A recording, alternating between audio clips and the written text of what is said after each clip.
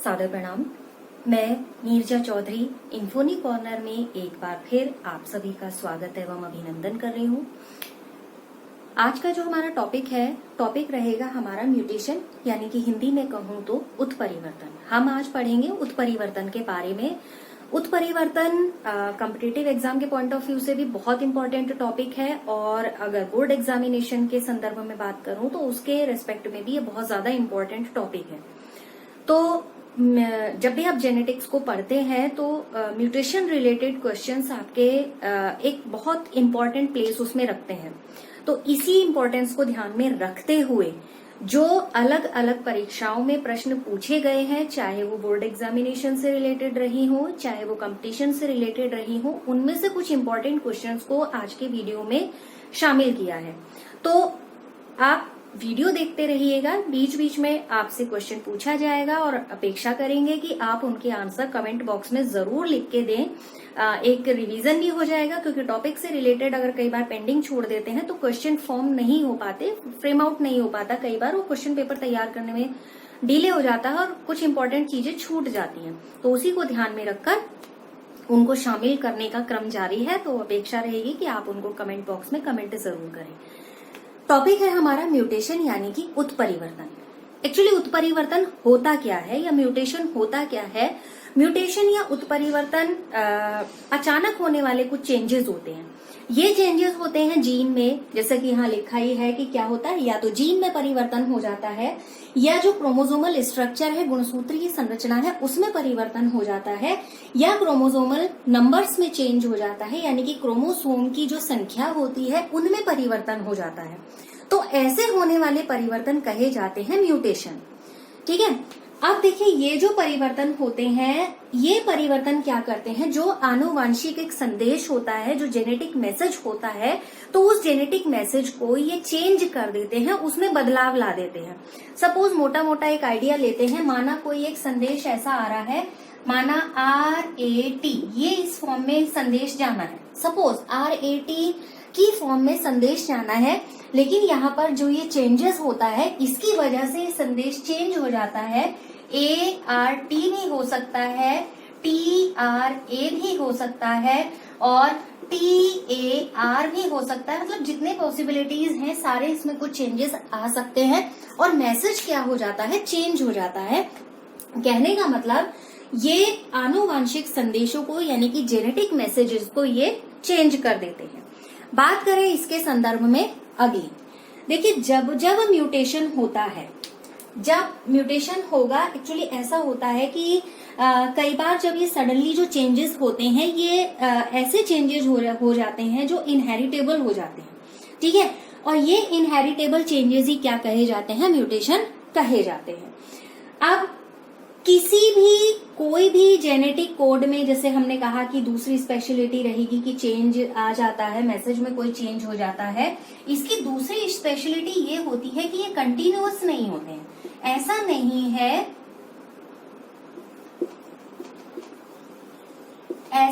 है कि ये चेंज कंटिन्यूटी में होते रहेंगे, लगातार होते रहेंगे। ये चेंज लगातार नहीं होते हैं। एक्चुअली ये किस फॉर्म में होते हैं, डिसकंटिन्यूअस वेरिएशंस होते हैं, ये वेरिएबल्स होते हैं। ये ऐसी असतत विभिन्नताएं होती हैं, ये इस तरीके के वेरिएशन है जो कंटिन्यूटी को मेंटेन नहीं कर पाते हैं। अब ये जो डिसकंटिन्यूटी है, यही रिस्पॉन्सिबल होता है किसी भी ऑर्गेनिज्म के डेवलपमेंट के लिए। ठीक है। अगर ये डिसकंटिन्यूटी ना हो तो डेवलपमेंट जो ऑर्गेनिज्म रिलेटेड है वो यानी कि जीव संबंधी जो विकास है वो भी यहाँ पर क्या होगा, रिस्पॉन्सिबिलिटी कौन लेगा, वो ये लेगा। ठीक है।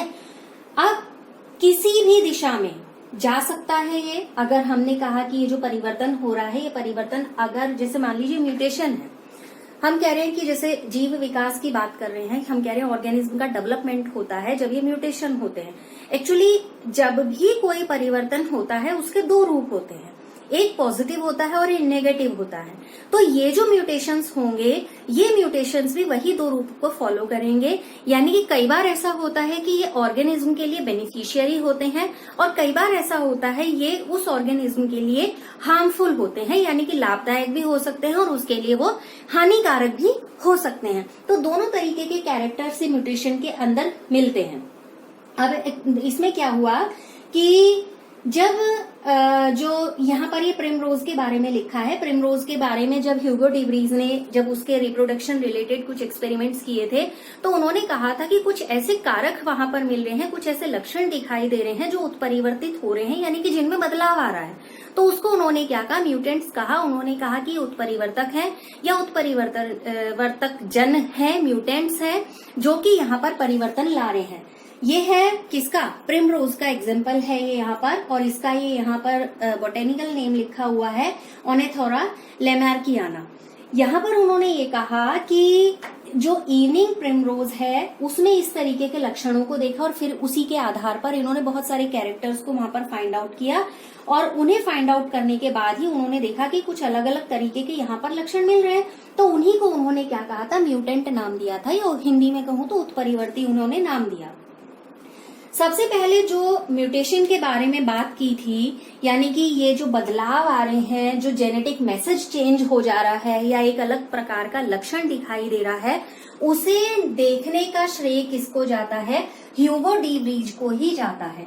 तो आप ह्यूगो डी व्रीज को ध्यान में रखिएगा, ह्यूगो डी व्रीज, ठीक है। यानी कि उत्परिवर्तन के विषय में किसने बताया था, ह्यूगो डी व्रीज ने बताया था। उत्परिवर्तन का जनक भी इनको कहा जाता है, father of mutation Hugo de Vries को कहा जाता है। इसी से संबंधित जो उनकी एक थियोरी थी 1903 में उन्होंने अपनी एक बुक के माध्यम से पब्लिश करवाई थी।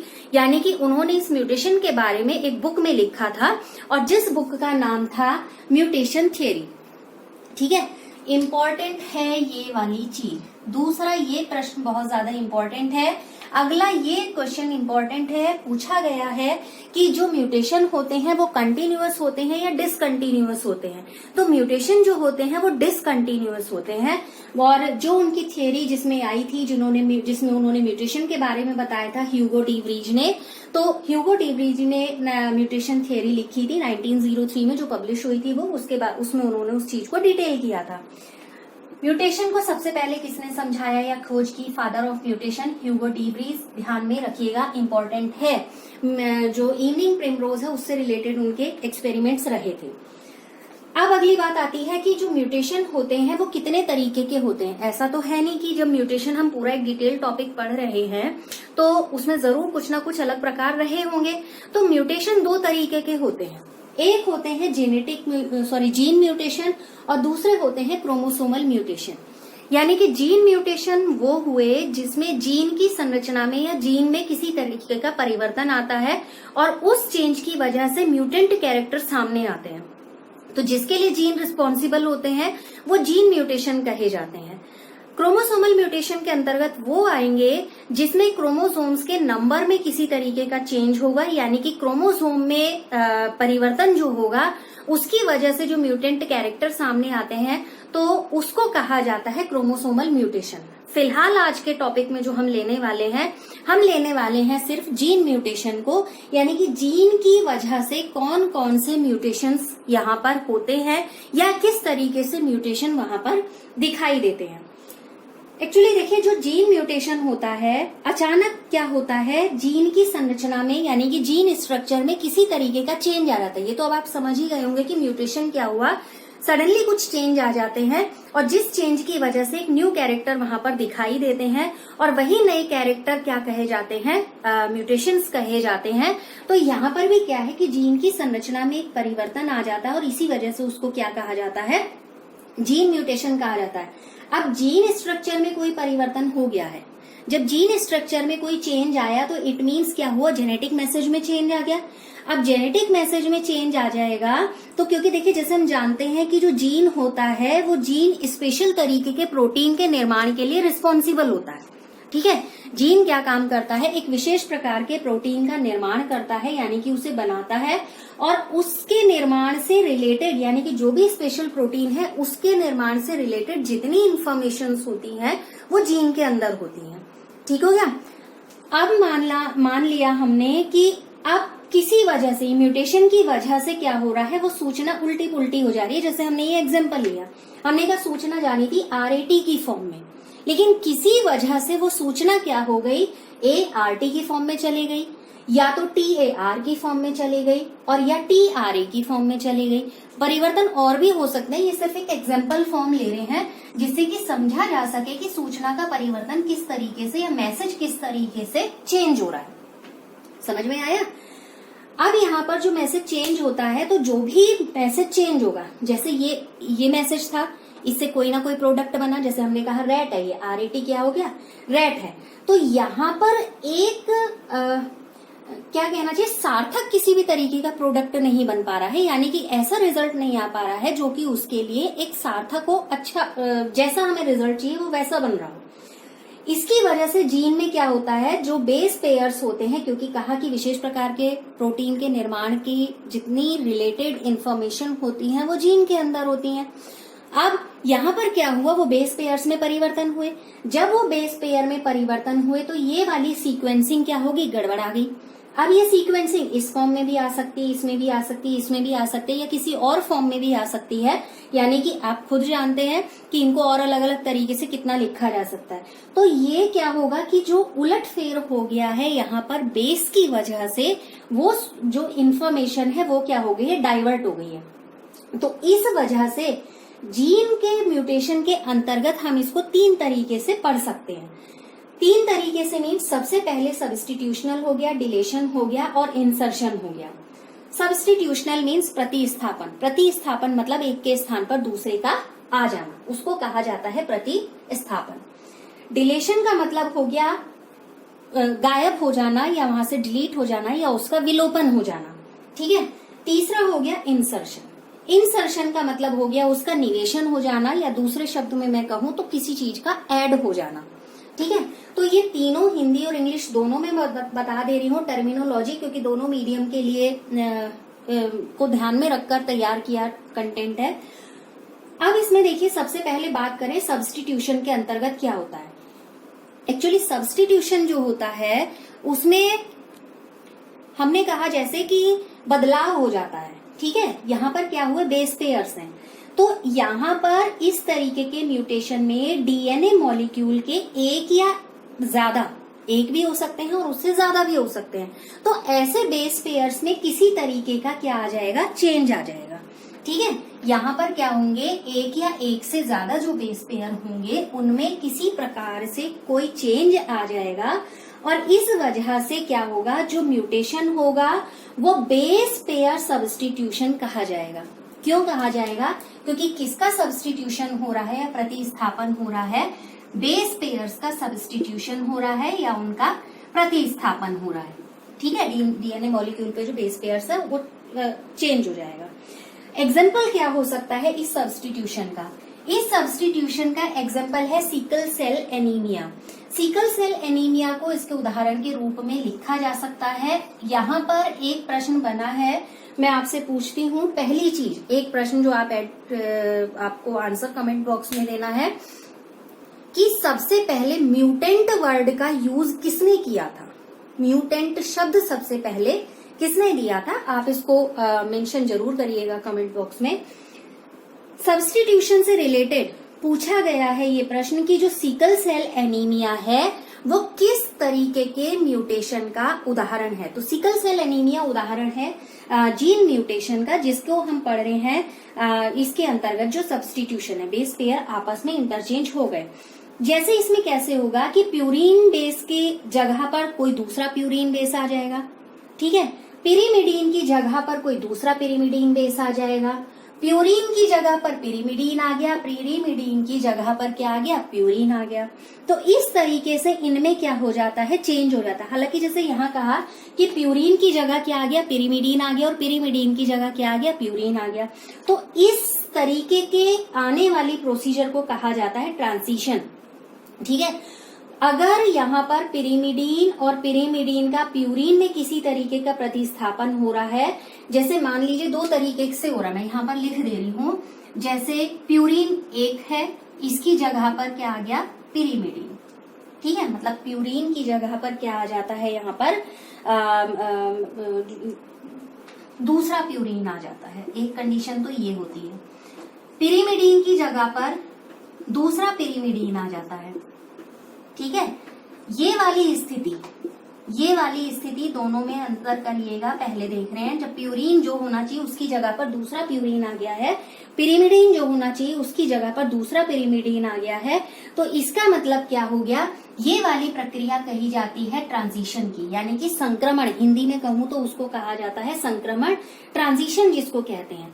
अब एक कंडीशन ये होती है जिसमें प्यूरिन की जगह पर क्या आ जाएगा, पिरिमिडीन आ जाएगा, और पिरिमिडीन की जगह पर आ जाएगा प्यूरिन, बिल्कुल बेस पेयर बिल्कुल ही उल्टे पुल्टे हो जाएंगे, ठीक है।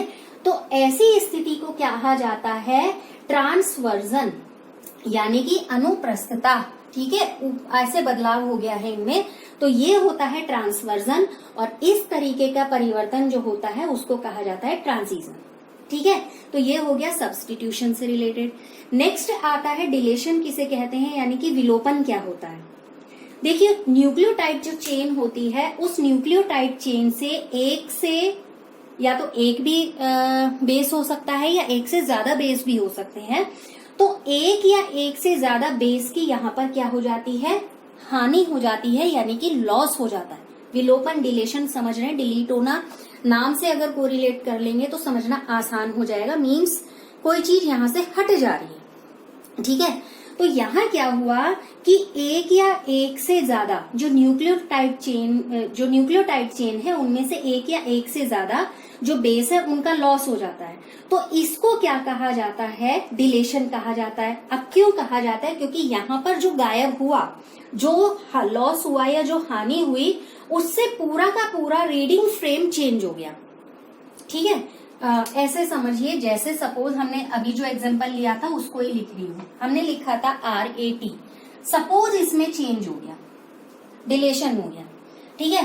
तो सूचना क्या रही, इंफॉर्मेशन क्या रही, RT, क्या हुआ, पूरा का पूरा फ्रेम चेंज हो गया, क्योंकि यहाँ एक और कुछ आना था लेकिन नहीं आया, ट्रिपलेट का सेट था लेकिन वो ट्रिपलेट सेट पूरा नहीं हो पा रहा है, तो जिस वजह से क्या हुआ, ये पूरा का पूरा फ्रेम चेंज हो गया। अब इस पूरे के पूरे फ्रेम को चेंज होने की वजह से जो प्रोडक्ट यहाँ पर फॉर्म होगा, यानी कि ये जो फॉर्म हो रहा है आफ्टर चेंजिंग, जो ये प्रोडक्ट यहाँ पर फॉर्म होगा वो प्रोडक्ट बिल्कुल ही एबनॉर्मल होगा, या फिर ऐसा होगा कि ये प्रोडक्ट यहाँ पर क्या हो जाए, बनना, या इसका जो बनने की प्रक्रिया है वो स्टॉप हो जाए। तो ये कहा जाता है फ्रेम शिफ्ट म्यूटेशन। इंपॉर्टेंट है ये, फिर से फ्रेम शिफ्ट म्यूटेशन।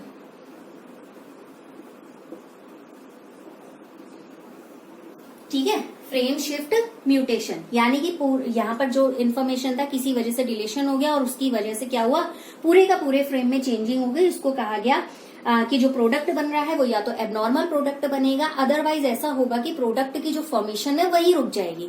तो ये क्या कहा जाता है, फ्रेम शिफ्ट म्यूटेशन इसको कहा जाता है। अब इसमें क्या आता है, इंसर्शन की बात करते हैं। इंसर्शन में ऐसा होता है कि एडिंग बोला जैसे हमने कि किसी चीज का ऐड हो जाना, एडिंग हो गई। एडिंग में ऐसा होगा कि जो भी जीन म्यूटेशन होगा, कोई भी न्यूक्लियोटाइड चेन में से एक या एक से ज्यादा, यहाँ पर जैसे हट रहे थे बेस पेयर्स, यहाँ पर क्या होने लगेंगे, ऐड होने लगेंगे। तो ये एक तरीके से यही वाली प्रोसेस होती है। लेकिन यहाँ क्या होता है, जैसे अगर ये यहाँ से गायब हुआ तो भी जो जेनेटिक इन्फॉर्मेशन थी वो डिस्टर्ब हो गई। अगर यहाँ पर एडिंग हो जाएगी तो भी जेनेटिक इन्फॉर्मेशन क्या हो जाएगी, डिस्टर्ब हो जाएगी। सपोज जेनेटिक इन्फॉर्मेशन थी यही वाली, ठीक है, ये तो हमने एग्जांपल लिया था इसका डिलेशन का, माना यही वाली इन्फॉर्मेशन है, लेकिन हमने इंसर्शन में कहा कि कुछ ऐसा होता है कि उस चेन में कुछ बेस पेयर्स ऐड हो जाते हैं। हमने भी मान लिया बेस पेयर ऐड हो गए और ये हो गया ये, ठीक है। सूचना थी RAT की, डिलेशन में सूचना रह गई RT मात्र, यानी कि जो जेनेटिक इन्फॉर्मेशन थी वो इन्फॉर्मेशन चेंज हो गई। इंसर्शन में क्या हुआ चूंकि यहाँ पर एडिशन हो जा रहा है तो इस एडिशन की वजह से जो इंफॉर्मेशन है उसमें भी चेंज हो रहा है और RAT की जगह वो क्या कन्वर्ट हो जा रही है, RATE, यानी कि ये इंफॉर्मेशन थी ही नहीं, ये इंफॉर्मेशन यहाँ पर क्या आई, गलत आई। तो इस गलत इंफॉर्मेशन की वजह से ही एक ऐसी स्थिति आती है कि जो यहाँ पर क्या होती है, गड़बड़ी आती है या डिस्टरबेंस आ जाता है। और ये डिस्टरबेंस कैसा होता है, डिलीशन की तरीके से होता है। तो फ्रेम शिफ्ट म्यूटेशन के अंतर्गत ये भी आता है। जब फ्रेम शिफ्ट म्यूटेशन पूछा जाएगा तो फ्रेम शिफ्ट म्यूटेशन को वन लाइन के साथ साथ इन दोनों एग्जाम्पल के थ्रू उसे एक्सप्लेन करना है। इसी के साथ एक होता है नॉनसेंस म्यूटेशन, जिसे बोला जाता है। नॉनसेंस म्यूटेशन का मतलब ये होता है कि जब सब्स्टिट्यूशन वाली कंडीशन होती है, यानी कि इस तरीके का जब म्यूटेशन होता है, तो इस तरीके के म्यूटेशन में मान लीजिए कोई नॉर्मल बेस पेयर, उस नॉर्मल बेस पेयर का जब जो सब्स्टिट्यूशन है वो एंडिंग कोडॉन से हो जाएगा। ठीक है, बेस पेयर का जो सब्स्टिट्यूशन है यानी कि बदलाव है, जो अदला बदली हो रही है, वो किससे हो रही है, वो एंडिंग कोडॉन से हो जाएगी। ये कोडॉन रिलेटेड टॉपिक बहुत डिटेल है, उसको हम आगे टॉपिक आएगा उसमें पढ़ेंगे। तो एंडिंग कोडॉन के साथ जब ये चीज होती है इसकी, तो उसकी वजह से प्रोटीन का जो सिंथेसिस है वो रुक जाएगा। ठीक है, प्रोटीन सिंथेसिस हो जाएगा जब इसके साथ इसकी बेस पेयर इसके साथ यहाँ पर क्या हो रहा है, जुड़ जा रहा है, या इसके साथ यहाँ पर सब्स्टिट्यूशन इसका हो जा रहा है। तो इससे क्या होगा, प्रोटीन का जो सिंथेसिस है वो प्रोटीन सिंथेसिस रुक जाएगा। तो इस तरीके के म्यूटेशन को या तो मिससेंस म्यूटेशन कहा जाता है या फिर नॉनसेंस म्यूटेशन कहा जाता है। तो नॉनसेंस म्यूटेशन से रिलेटेड क्वेश्चन पूछा गया है, तो इस नॉनसेंस म्यूटेशन को ध्यान में रखिएगा कि नॉनसेंस म्यूटेशन क्या होता है। ठीक है, ये इंपॉर्टेंट है। यहाँ पर अगली बात आता है पॉइंट म्यूटेशन। मैं इसको थोड़ा सा यहाँ से इरेज कर दे रही हूँ। पॉइंट म्यूटेशन, जिसे हिंदी में कहा जाता है बिंदु उत्परिवर्तन। पॉइंट म्यूटेशन फिर से इंपॉर्टेंट टॉपिक है कि पॉइंट म्यूटेशन किसको कहा जाता है। पॉइंट म्यूटेशन एक्चुअली हुआ क्या, नाम से इंडिकेट हो रहा है। पॉइंट मीन्स पर्टिकुलर कोई एक जगह होगी जहां पर किसी तरीके का परिवर्तन दिखाई दे रहा होगा। अब माना कोई जीन है, चूंकि हम जीन म्यूटेशन के बारे में ही पढ़ रहे हैं, तो इस जीन म्यूटेशन में मान लीजिए कोई जीन है। ठीक है, अब जीन के सिर्फ एक बेस पेयर का या तो क्या होगा, सब्स्टिट्यूशन होगा, या डिलीशन होगा, या उसका इंसर्शन होगा। ठीक है, फिर से सुनिएगा, किसी जीन के सिर्फ एक बेस पेयर का, किसका, एक बेस पेयर का, केवल एक बेस पेयर का या तो सब्स्टिट्यूशन होगा मीन्स प्रतिस्थापन होगा, या डिलेशन होगा यानी कि विलोपन होगा, या इंसर्शन होगा यानी कि निवेशन होगा। तो ऐसे वाले परिवर्तन को कहा जाता है बिंदु उत्परिवर्तन या पॉइंट म्यूटेशन। पॉइंट म्यूटेशन में यानी कि जो ये परिवर्तन होगा, जो भी यहाँ पर चेंजेस होंगे, तो जीन प्रोडक्ट जो भी मिलेगा उसमें बहुत ज्यादा चेंजेस आ जाएंगे। और उसमें अब जाहिर सी बात है, कुछ भी चेंजिंग आ रहा है तो म्यूटेशन रिलेटेड कैरेक्टर में तो चेंज आएगा ही। तो इसका भी एग्जाम्पल जो लिया गया है ये पॉइंट म्यूटेशन का एग्जाम्पल है सिकल सेल एनीमिया को ध्यान में रखिएगा। एक और आता है ग्रॉस म्यूटेशन टर्म आती है। ग्रॉस म्यूटेशन से रिलेटेड भी एक क्वेश्चन मुझे मिला था, तो इसलिए मैंने सोचा उसको मैं ऐड कर देती हूँ। ग्रॉस म्यूटेशन क्या होता है? ग्रॉस हिंदी की बात करूं, सकल उत्परिवर्तन, पूरे तरीके से जो उत्परिवर्तन हुआ है, म्यूटेशन हुआ है वो। यहाँ पर जैसे हमने एक की बात की, यहाँ भी हम ऐसी बात कर रहे हैं कि इसका इसमें परिवर्तन हो गया, ये सब बात कर रहे हैं। लेकिन ग्रॉस म्यूटेशन में एक्चुअली क्या होता है, ग्रॉस म्यूटेशन में ज्यादा बेस पेयर की इन्वॉल्वमेंट होता है, और उन ज्यादा बेस पेयर के इन्वॉल्वमेंट की वजह से म्यूटेशन होते हैं। ठीक है, जब बहुत सारे बेस पेयर्स म्यूटेशन के लिए इन्वॉल्व हो जाते हैं, या जब बहुत सारे बेस पेयर्स वहां पर पार्टिसिपेशन करते हैं, तो उसकी वजह से क्या होते हैं, म्यूटेशन होते हैं। तो उसकी वजह से होने वाले म्यूटेशन क्या कहे जाते हैं, ग्रॉस म्यूटेशन कहे जाते हैं। तो ये तो थे हमारे टाइप जी म्यूटेशन से रिलेटेड। जो नेक्स्ट सेशन रहेगा उसमें हम क्रोमोसोमल म्यूटेशन की बात करेंगे। इससे रिलेटेड ये इंपॉर्टेंट क्वेश्चंस हैं, और बाकी जो भी वीडियोस में क्वेश्चन आए हैं जो भी आपके जो पूछे गए हैं वो, और साथ ही साथ जो टिकर फॉर्म में जो आ रहे हैं आप उनके आंसर कमेंट बॉक्स में जरूर दीजिएगा, क्योंकि कॉम्पिटिटिव एग्जाम्स के पॉइंट ऑफ व्यू से भी वो बहुत ज्यादा इम्पोर्टेंट है। तो नेक्स्ट सेशन में आपसे जल्दी मिलेंगे, क्योंकि न्यूट्रिशन टॉपिक को कंप्लीट करना है। आप इन्फोनी कॉर्नर के साथ बने रहें।